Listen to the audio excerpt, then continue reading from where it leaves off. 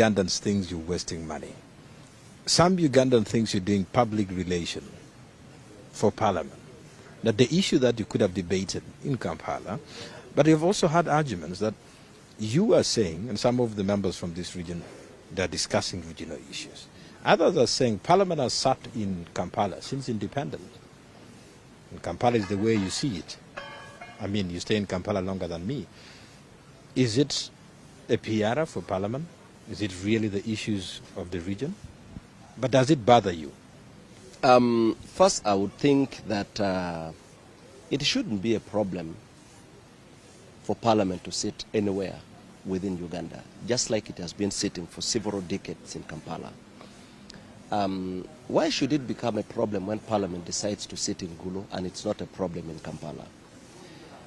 Why is it a problem when Parliament decides to go to Masaka or Mbale or Mbarara and it's not a problem in Kampala? I think we just need to, of course people are entitled to their opinion. You can express the way you feel, which is understandable. But I will tell you that the angle from where this is being brought is in bad faith, because many people think when the leader of the opposition says Parliament is going to spend so much, they take it as a gospel truth. They don't go deeper to ask very legitimate questions. Because I have tried to ask, and I can authoritatively say that it's a concoction, it's a woodwing.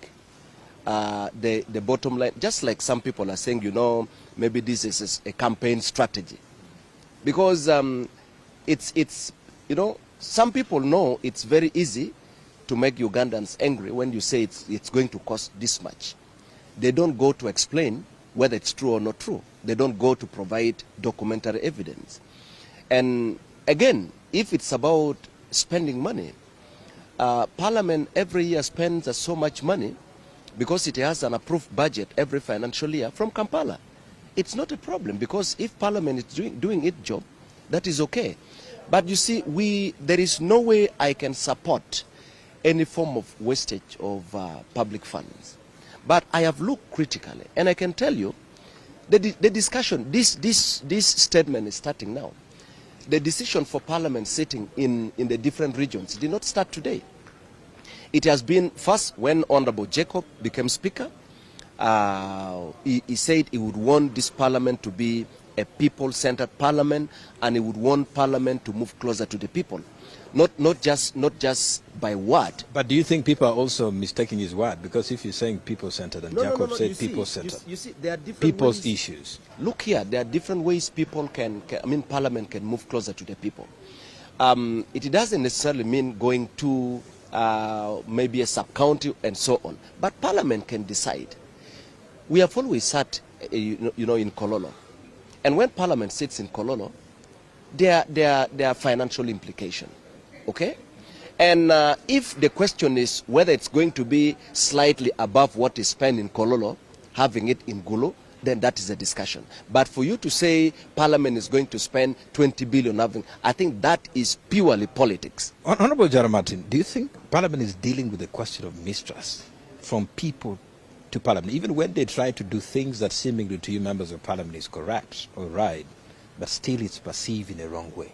Is it a trust issue? Is it a leadership issue? Is it a management issue? What is it? You know, we are dealing with, and this is politics. There are people who have got different interests, and they are coming from different, you know, groups.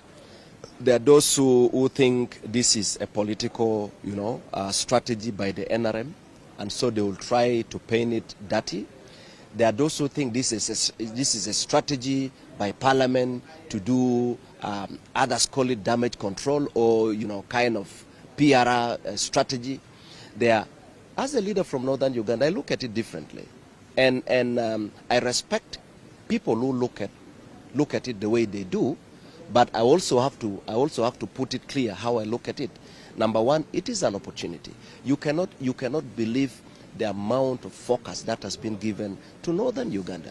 You cannot believe how many committees of Parliament have been in Northern Uganda, you know, deliberately to look at the nitty-gritties, the details in as far as the different sectors are concerned.